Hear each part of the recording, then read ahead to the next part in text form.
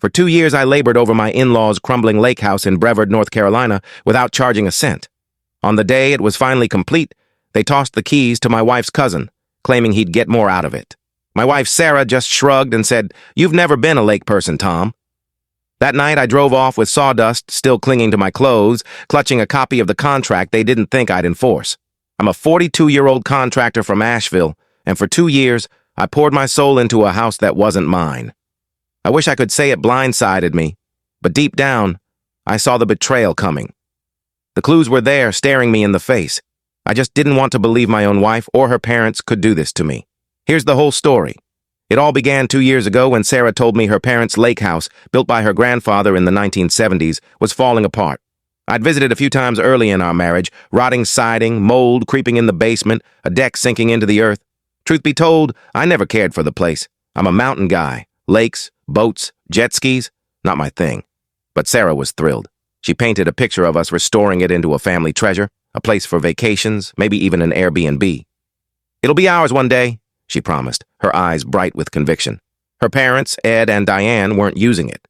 Ed's bad back had forced him into early retirement, and Diane always complained the house was a hassle. They didn't want to sell it, though. Sarah suggested I take on the renovation. "You're the best at this, Tom," she said. "We could make it stunning." She claimed her parents were all in, grateful we'd step up. They'd sign it over to us once it was worth something again. I was skeptical. I've seen family deals go sour over money too many times, so I insisted on a contract. Nothing fancy, just a clear agreement. After I finished the renovations, Sarah and I would get 50% ownership. Sarah sighed, but agreed. Her parents grumbled, but signed. I had 2 friends witness it, just to be safe. They thought I was being overly cautious. I wasn't.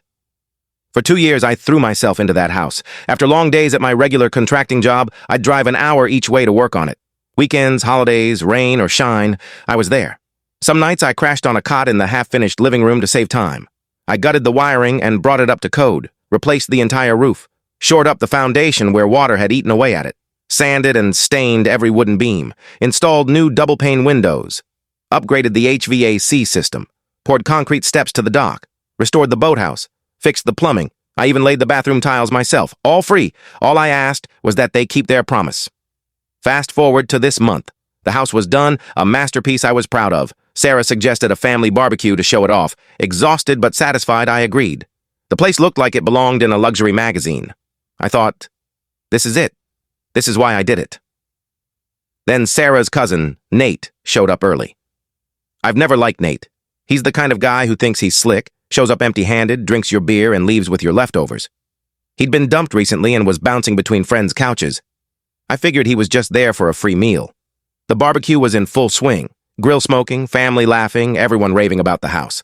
Diane even said she never thought it could look this good again. Then Ed stood up, beer in one hand, keys in the other, and announced, "We've decided who's getting the lake house. Nate, it's yours. You'll make the most of it."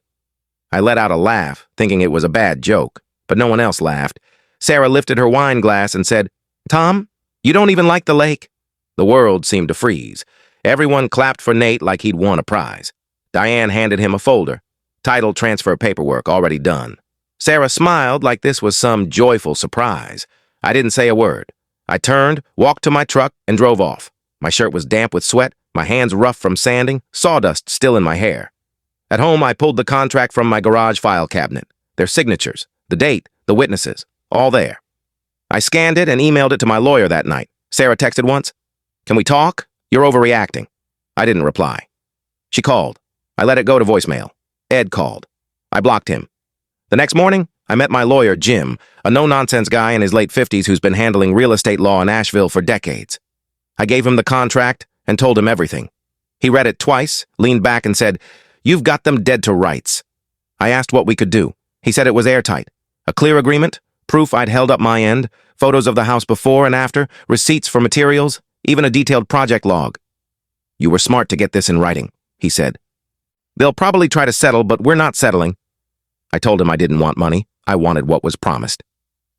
3 days later, Sarah showed up at my job site, a new build near Arden. No greeting, just, "You can't sue my parents." I said, "I can, and I am." She froze. "Why are you doing this? We're family. You're making it worse." I looked at her and said, "No, you and your parents made it worse."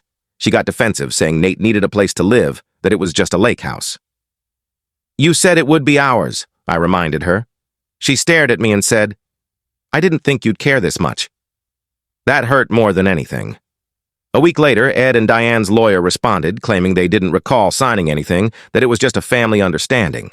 They offered $15,000 to make it go away. I told Jim to file the lawsuit. We added claims, breach of contract, unjust enrichment, and a fraud count, though Jim warned the fraud claim was a long shot. Things got nasty. Nate posted on social media, calling me a money grubber tearing the family apart. Sarah's sister piled on, saying I was obsessed with cash. One night, after a heated call with Ed, I found a deep scratch on my truck's driver's side.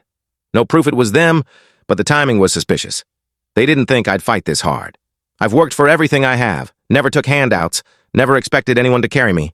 But if you make a deal, I expect you to honor it.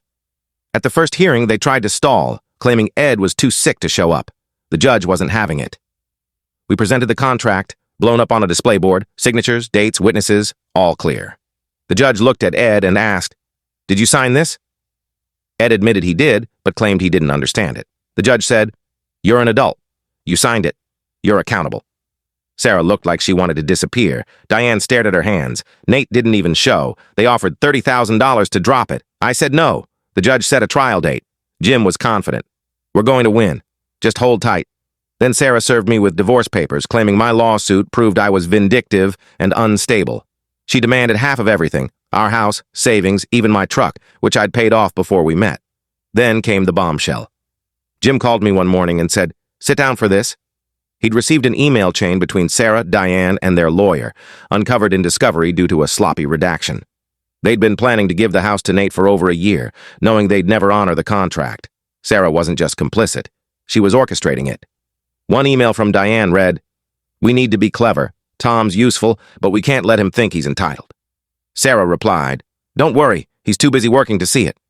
I sat in my apartment staring at those words. Too busy working to see it. They were right. I was hammering nails while they were plotting behind my back. More emails surfaced. Diane called me the hired hand. Sarah said I was too dull to make waves. Nate joked I was flipping their house for free. They even mocked me, saying he hates the lake anyway. He won't care. That night, Sarah called.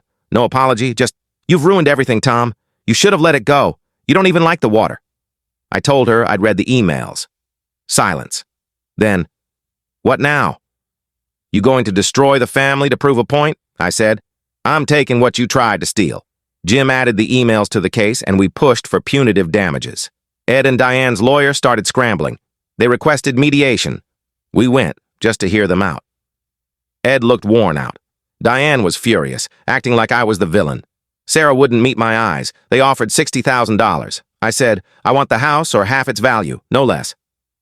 They went quiet. Nate wasn't there. He'd been arrested for DUI the week before. The house was all he had. Ed tried to guilt me, saying, You're tearing our family apart over a building. I shot back. You tore it apart when you lied. Meanwhile, Sarah drained most of our joint savings before the divorce filing, claiming it was for legal fees. Jim got a court order to freeze her assets. We won that round. Then came another twist. A local investor, Mark, contacted me. He'd seen the lake house listed before the drama and knew Ed from past deals. Did you know Ed took out a lien on the property? He asked. My stomach dropped. I didn't. He sent me the records. Ed had borrowed $40,000 against the house 6 months ago, using it as collateral, without telling anyone. Not even Diane or Sarah. Jim said, They were trying to cash out before you enforced the contract. The lien changed everything. Ed had gambled that my work would boost the house's value enough to cover his tracks. Jim filed an emergency motion for a court-ordered sale. We had the contract, proof of my work, and now evidence of Ed's shady loan. The judge was livid. Ed and Diane fought it, claiming Ed's health and Nate's emotional attachment. Jim countered, This is what happens when you get caught lying. The house went on the market. My trusted agent listed it, and we got 5 offers in 2 weeks. The highest was $405,000 cash. Ed and Diane's appeal to stop the sale was denied.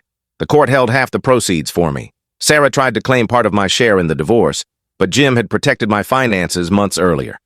I walked away with $186,000 after taxes and fees. Ed and Diane's share? Devoured by the $40,000 lien, legal fees, unpaid taxes, court penalties, and Sarah's frozen accounts. They were left with about $25,000. Nate got nothing. His claim was legally worthless. He couch-surfed for a while, then left the state. No one knows where he went. Sarah's consequences didn't end with the divorce. She paid her lawyer out of pocket after the court ruled she'd acted in bad faith. She took a job 2 hours away and moved in with a friend. She wanted our dog, but he kept marking her bed, so she gave him back. I also sent those damning emails to her new employer, a nonprofit focused on community work. They fired her within a week. Turns out they don't trust people who call their spouse a useful tool behind their back. Months later, she texted me, "Happy now?" I didn't reply. As for me, I bought a simple ranch house just outside Asheville. Nothing flashy, but it's mine. I took a month off, built a fence, planted trees, set up a workbench in the garage, and spent time with my dog and my sister who I hadn't seen in years. It's the first time I've felt at peace in ages. One day, a small envelope arrived at my new address. No sender listed. Inside was a photo of the lake house, pre-renovation. Scrawled on the back in messy marker, "Hope it was worth it." I smiled. It was. They thought I was just the guy with the tools. But I kept the receipts, honored my word, and held onto the contract. In the end, I took back everything they tried to take from me.